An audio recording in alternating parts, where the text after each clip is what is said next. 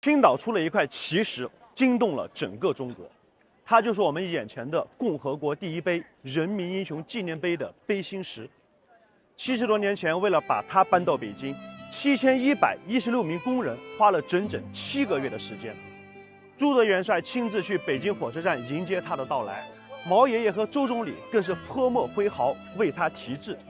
这块碑心石长度是14.7米，宽2.9米，重量在60吨左右，极为罕见。这么重的石头，在几十年前，它到底是怎么从青岛运到北京的呢？1949年，根据我们对人民英雄纪念碑设计的方案，纪念碑的正面将篆刻伟大领袖的题字。如果用石块来拼接的话，难免有失庄重，所以纪念碑的正面必须用一整块岩石来做碑心石。为此，我国的地质人员用了大概3个月的时间，奔赴全国各地考察石材，最后在青岛福山的花岗岩因地质优良破圈入选。入选石材产地后，工作人员立马就奔赴青岛，最后在福山大金顶选定一块重达300吨的花岗岩。花岗岩是选定了，但新的难题又出现了，如此巨大的岩石不知如何开采，一时间工程停滞不前。但是在关键时刻，有人向新建委员会推荐了当地号称石神的老石工杨开山，委员会立即派人去请他。杨开山老人到达后也犯了难，但是经过一番思索，他别出心裁地想出了放闷炮的办法。经过数月努力，用作碑心石的荒料终于在1953年7月开采出来。整块大石的重量达到300吨左右，300吨的重量与碑心石最终60吨的重量相差甚远。这中间又发生了什么呢？因为石料被炸出来之后，石工对其进行了初步的处理，减负20吨。之后，工人用了一整天的时间，将280吨的石料从开采地运到了半山腰。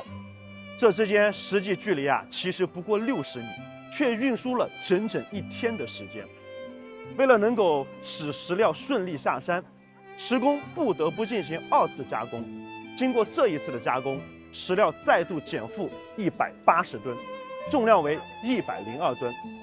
运输队利用推土机牵引，采用滚木移动的运输方式，推着这块大石头，经过了4个村庄、1个山岭、10余处桥梁及数条繁华的街道，15公里的路，据实走了34天。石头滚到哪里，运输队的帐篷就扎到哪里。沿路不仅有民警和民兵为这块石头站岗护卫，青岛当地的民众更是自发的主动为运石队送水送饭。沿途因为道路的原因，运石队不得不拆除5间民房，村民毫无怨言，甚至自己就把自家的房屋主动给拆了。有功出功，有力出力，不计酬劳，无私奉献。当时的青岛群众把碑心石在福山开采看作是最光荣的事情。从1953年8月19日开始动身，直到9月27日，人民英雄纪念碑的碑心石才顺利到达青岛孟庄路火车站。7000多人历时了30多天，终于完成了运输的任务。但问题又来了，孟庄路火车站的火车皮最大载重不足70吨，于是新建委员会特意从东北调来可以载重100吨的火车皮。即便如此，石料还是超重，于是施工又对这块石料进行了3度加工，石料重量降为94吨。9月28日，石料在孟庄路火车站装车，运往北京。10月13日，石料到达北京前门西站。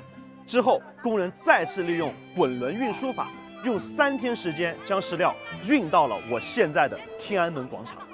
石料到达天安门广场后，施工根据设计方案对石料进行了4度加工。